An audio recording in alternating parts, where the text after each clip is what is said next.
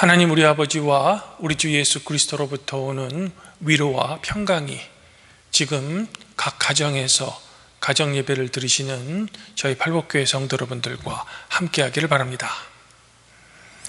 성도 여러분, 예수님께서는 당신의 제자들 중에 베드로와 야고보 그리고 요한만을 데리고 어떤 높은 산으로 올라가십니다. 그리고 그곳에서 영광스러운 모습으로 변모하시죠. 이른바 말하는 산상에서 변화하신 그런 사건이 되는 겁니다. 이 모습에 격양된 베드로는 주님과 함께 이 산에서 계속 머물 것을 이 자신도 모르는 채 예수님께 요청합니다. 하지만 예수님께서는 이 베드로의 요청에 대해 당신의 변화 사건을 당분간 이 말하지 말 것을 요청하시면서 제자들과 함께 산으로부터 다시 이제 내려오시는 겁니다. 그런데 예수님과 베드로, 요한, 그리고 야고보가 산 아래에서 예수님을 기다리고 있던 이 제자들에게 막상 내려와 보니 이 나머지 제자들이 서기관들과 어떤 이제 논쟁을 하고 있는 겁니다. 그리고 이제 그 광경을 사람들이 삥 둘러싸서 보고 있는 거죠. 일종의 큰 구경거리가 생긴 겁니다. 이에 당연히 예수님께서는 이 광경에 대해 궁금해 하십니다. 그런데 마침 그 무리 중에 한 사람이 이 예수님을 알아보고 자초지종을 예수님께 자세히 알려드립니다. 그 이야기는 즉 이렇습니다. 그 사람에게는 한 아들이 있는데 안타깝게도 귀신이 그 아들을 괴롭힌다는 겁니다. 이러하게 이 사람은 자신의 아들을 예수님께 데려와 좀 치유해 달라고 예수님을 찾아온 겁니다. 하지만 때마침 제가 앞서 말씀드린 대로 예수님께서는 높은 산에 올라가셔서 만나지 못한 겁니다. 대신 이 사람은 예수님의 제자들에게 자신의 아들을 고쳐줄 것을 요청했던 것 같습니다. 하지만 산 아래 남아있던 제자들의 능력으로는 도저히 이 아들을 괴롭히는 귀신을 쫓아내지 못했던 겁니다. 그리고 마침 이 모습을 목격했던 서기관들이 이 예수님의 제자들에게 논쟁을 건 겁니다. 이제 이 사람에게 모든 이야기를 전해들은 예수님께서는 먼저 제자들에게 그들의 믿음 없음을 탄식하시면서 이 사람의 아들을 불쌍히 여기셔 주십니다. 그래서 그를 괴롭히는 귀신을 쫓아내 주시죠. 이로써 시끄럽던 이 구경거리는 끝이 난 겁니다. 이제 모든 사람들은 각자의 자리로 돌아가고 예수님과 제자들도 어떤 한 집에 들어가십니다. 하지만 제자들의 마음의 한 구석에는 궁금증이 하나 있습니다. 그것은 바로 왜 자신들은 예수님처럼 귀신을 쫓는 능력이 없을까 하는 궁금증입니다. 이에 제자들은 예수님께 조용히 이렇게 묻습니다. 예수님, 우리는 어찌하여 능히 그 귀신을 쫓아내지 못하였습니까? 아마 제자들의 마음 한구석에는 좀 안타깝고 아쉬운 마음이 있었던 것 같습니다. 왜냐하면 이제 자신들도 이 예수라는 스승을 쫓아다닌 지 어느덧 좀 시간이 흘렀는데 능력 면에서는 여전히 제자리 걸음을 하고 있었던 것 같기 때문입니다.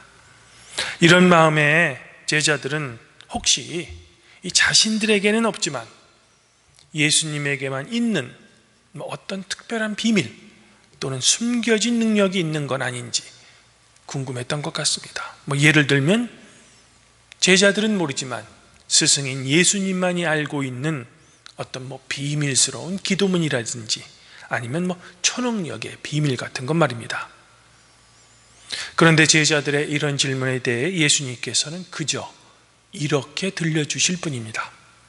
기도 외에는 다른 것으로는 이런 종류가 나갈 수 없느니라.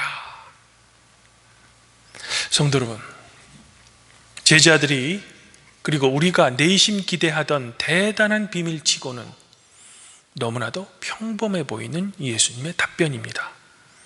즉 제자들은 귀신을 쫓아내지 못했지만 예수님께서는 귀신을 쫓아낼 수 있는 그 비결이란 바로 기도라는 겁니다.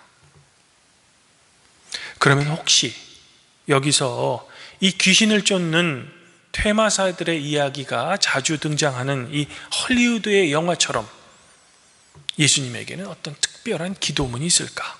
그래서 그 기도문을 읽으면 그 어떤 사람이든지 귀신을 쫓아내는 능력을 발휘할 수 있을까? 예를 들면 영화 속에 등장하는 라틴어로 기도된 특수 기도문처럼 말입니다. 오늘 말씀보다 앞서 기록된 마가복음 5장에는 예수님께서 거라사에서 귀신 들린 한 사람을 치유한 사건이 기록되어 있습니다. 그때 예수님께서는 귀신을 향해 이렇게 말씀하셨습니다. 더러운 귀신아, 그 사람에게서 나오라. 그랬더니 정말로 그 귀신이 그 사람에게 나온 겁니다. 이적이 이루어진 거죠. 아마 이 광경을 목격했던 제자들도 오늘 사건에서 예수님께서 과거에 하신 것처럼 거의 비슷하게 들 겁니다. 하지만 결론적으로는 자신들은 귀신을 쫓아내지 못했던 거죠. 그러면 오늘 말씀에서 예수님께서는 예전과는 다른, 좀 거라사 귀신과는 다른 어떤 특별한 주문을 외우셨던 걸까? 25절에는 이렇게 기록되어 있습니다. 말 못하고 못 듣는 귀신아, 내가 네게 명하노니 그 아이에게서 나오고 다시는 들어가지 말라. 제가 보기에는 거라산 귀신 쫓을 때 했던 말씀과 크게 달라 보이지 않습니다. 즉 귀신을 쫓아내는 이 헐리우드 영화 속 모습처럼 죽기를 위한 특별한 어떤 주문이나 기도문 같은 것은 없다는 겁니다. 그러면 도대체 예수님께서 말씀하신 기도 외에는 다른 것이 없다라는 그 진정한 의미는 무엇일까? 성도 여러분, 그 힌트는 바로 오늘 말씀 중 19절에 있습니다. 예수님께서는 귀신을 쫓아내지 못하는 제자들을 향해 믿음이 없는 세대라고 한탄하십니다. 즉 치유의 이적에는 특별한 기도문이나 어떤 주문에 달려있는 것이 아니라 기도하는 그 사람에게 진정한 믿음이 있느냐 아니면 그렇지 않느냐에 달려있다는 겁니다. 즉 진정한 믿음의 그 근거가 있는 기도는 예수님의 말씀처럼 반드시 이루어진다는 거죠. 그러면 그 믿음이란 또 무엇일까?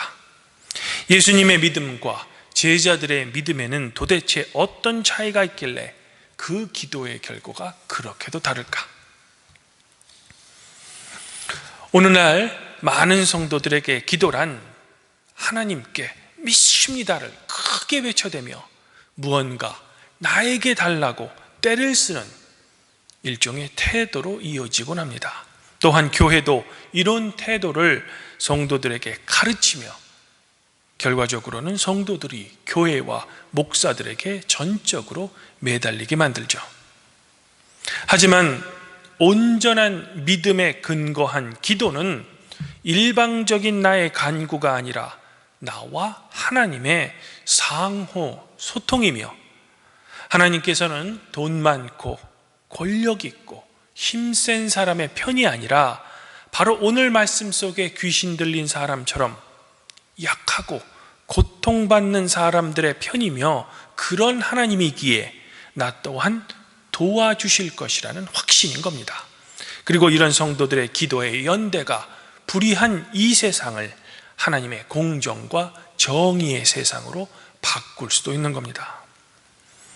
사실 예수님께서 제자들에게 화를 내신 진짜 이유는 당신의 제자들이 스승인 당신처럼 귀신을 쫓아내는 위대한 능력이 없기 때문이 아닙니다. 그것은 제자들의 기도는 예수님처럼 귀신 때문에 괴로움을 당하는 이 한 가련한 사람의 고통에 대해 함께 아파하시는 하나님을 향한 믿음에 대한 근거의 기도가 아니었기 때문입니다. 그저 많은 군중들 앞에서 자신들의 능력을 보여주기를 원하는 마음으로 그 가련한 사람을 제자들은 고쳐주려고 했던 겁니다. 그리고 그 바람이 이루어지지 않자 결국 하는 일이란 이를 지켜보던 서기관들과 논쟁을 하고 있는 겁니다. 이러하기에 예수님께서는 제자들에게 화를 내신 겁니다. 한 사람을 불쌍히 여기기보다는 남들에게 보여주기식 행위를 하고 그것을 이루어지지 않자 기껏 하는 행동이란 서기관들과 논쟁을 하고 있느냐라는 꾸지람인 것이죠. 이런 이유로 예수님께서는 제자들을 사랑하시는 안타까운 심정으로 다시 한번 제자들에게 신실하신 하나님에 대한 굳은 믿음을 가질 것을, 그리고 그 믿음을 근거로 다른 사람을 위해 기도할 것을 지금 요청하고 계신 겁니다.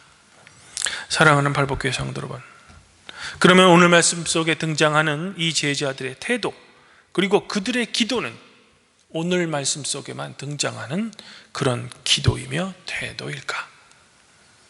예나 지금이나 우리는 다른 사람의 고통에 대해 함께 아파하시는 하나님에 대한 믿음으로 기도하기보다는 대중들 앞에서 나의 믿음을 보여주기식 기도를 하며 나 자신만의 하나님에 대한 믿음을 근거로 우리는 기도할 때가 많습니다.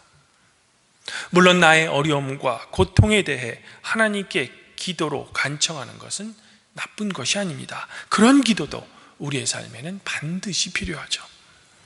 하지만 오늘 말씀 속에서 예수님께서 우리에게 가르쳐 주시고자 하는 것은 하나님 나라가 이 땅에 임하기를, 그리고 그분의 뜻이 하늘에서 이루어진 것처럼 우리의 삶의 터전인 이 땅에서도 이루어지기를 간청하는 그 주님의 기도처럼 우리가 무엇을 위해 먼저 기도해야 하는지를 가르쳐 주고 계신 겁니다. 더불어 우리가 기도할 수 있는 그 근거는 신실하신 하나님에 대한 믿음이며, 그것이 또한 우리가 구원받을 수 있는 근거가 될 수 있다는 겁니다. 오늘 시편 기자는 우리의 기도의 근거인 하나님의 신실하심에 대해 이렇게 노래하고 있습니다. 여호와는 은혜로우시며 의로우시며 우리 하나님은 긍휼이 많으시도다. 여호와께서는 순진한 자를 지키시나니 내가 어려울 때에 나를 구원하셨도다. 내 영혼아 내 평안함으로 돌아갈지어다. 여호와께서 너를 후대하심이로다. 주께서 내 영혼을 사망에서, 내 눈을 눈물에서, 내 발을 넘어짐에서 건지셨도다. 내가 생명이 있는 땅에서 여호와 앞에 행하리로다.